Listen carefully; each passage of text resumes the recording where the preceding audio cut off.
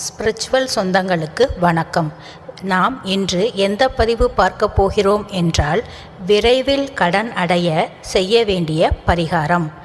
செவ்வாய்க்கிழமையில் செய்ய வேண்டிய பரிகாரம். பண பிரச்சனை, கடன் தொல்லை, ஒருவரை நம்பி பணம் அல்லது நகையை கொடுத்து ஏமாறுவது என்பது போன்ற பிரச்சனைகளில் சிக்கி உள்ளவர்களே தற்போது அதிகமாக உள்ளனர்.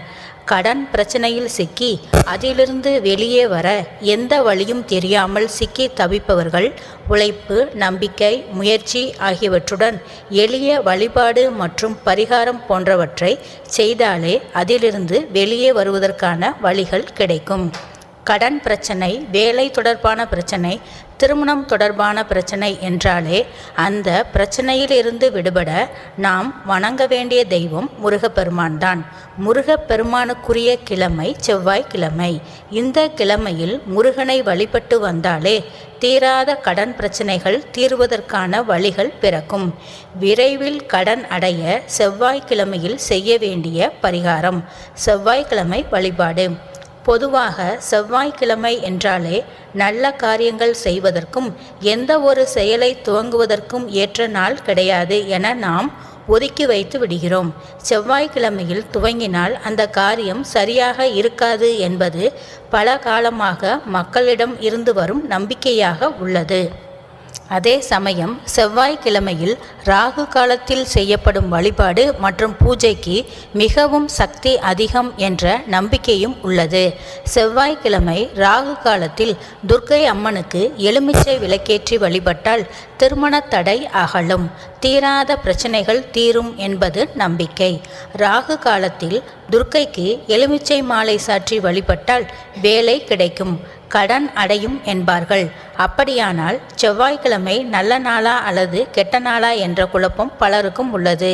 தீராத கடன் பிரச்சனையால் அவதிப்படுபவர்கள் செவ்வாய்க்கிழமை அன்று வீட்டிலேயே எளிய பரிகாரத்தை செய்து வந்தால் கடனை அடைப்பதற்கான வழிகள் பிறக்கும்.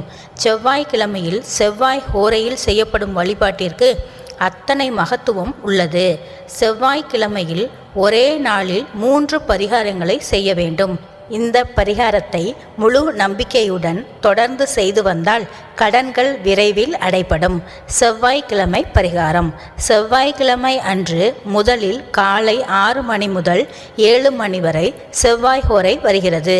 இந்த சமயத்தில் பாசிப்பயறு அல்லது பச்சை பயிறுடன் வெல்லம் கலந்து பாயாசம் செய்து வீட்டு பூஜை அறையில் விளக்கேற்றி சுவாமிக்கு படைத்து, எங்கள் வீட்டில் உள்ள கடன்கள் விரைவில் அடைபடுவதற்கான வழியை எங்களுக்கு காட்டுங்கள் என வீட்டு தெய்வம், இஷ்ட தெய்வம், குலதெய்வம் ஆகியவற்றிடம் வேண்டிக் கொள்ள வேண்டும். இரண்டாவதாக செவ்வாய் ஹோரையானது செவ்வாய்க்கிழமையில் பகல் 1 மணி முதல் 2 மணி வரை இருக்கிறது. இந்த சமயத்தில் பச்சரிசியை கழுவி சுத்தம் செய்து எடுத்துக்கொள்ள வேண்டும்.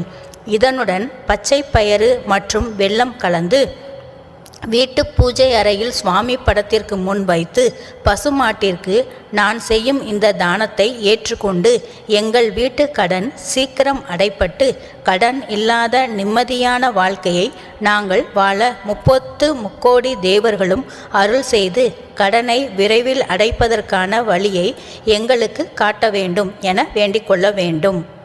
பசுவிற்கு தானம். பிறகு யாருடைய பெயரில் அதிகமாக கடன் வாங்கப்பட்டிருக்கிறதோ அவர்களுடைய கையால் பாசிப்பயறு வெல்லம் கலந்த பச்சரிசியை பசுமாட்டிற்கு வழங்க வேண்டும். பசுமாட்டிற்கு இந்த தானத்தை வழங்கிய பிறகே பகல் உணவை எடுத்துக்கொள்ள வேண்டும். வேலைக்கு செல்பவராக இருந்தால் காலையிலேயே இவற்றை தயார் செய்து எடுத்துக்கொண்டு போய் மனதிற்குள் பிரார்த்தனை செய்து கொண்டு பகலில் அருகில் இருக்கும் பசுமாட்டிற்கு வழங்கலாம். செவ்வாய் ஹோரை. மூன்றாவதாக செவ்வாய்க்கிழமையில் செவ்வாய் ஹோரை வரும் நேரமான மாலை 6 மணிக்கு மேல் வீட்டு பூஜை அறையில் ஒரு நெய் விளக்கு ஏற்றி வைக்க வேண்டும். வழக்கமாக ஏற்றும் விளக்கு ஏற்றினாலும் தனியாக ஒரு அகலில் நெய் விளக்கு ஏற்ற வேண்டும். இது முருகப்பெருமானுக்கு ஏற்றப்படும் விளக்காகும். இந்த விளக்கிற்கு முன் கடன் விரைவில் அடையும் வழியை காட்டு, கடன் இல்லாமல் வாழும் வாழ்க்கையை தந்தருள வேண்டும் என முருகப்பெருமானிடம் வேண்டிக் கொள்ள வேண்டும். இந்த பதிவு உங்களுக்கு பிடித்திருந்தால் லைக் பண்ணுங்கள், கமெண்ட் பண்ணுங்கள், ஷேர் பண்ணுங்கள், மறக்காமல் சப்ஸ்கிரைப் பண்ணுங்கள். தேங்க்யூ.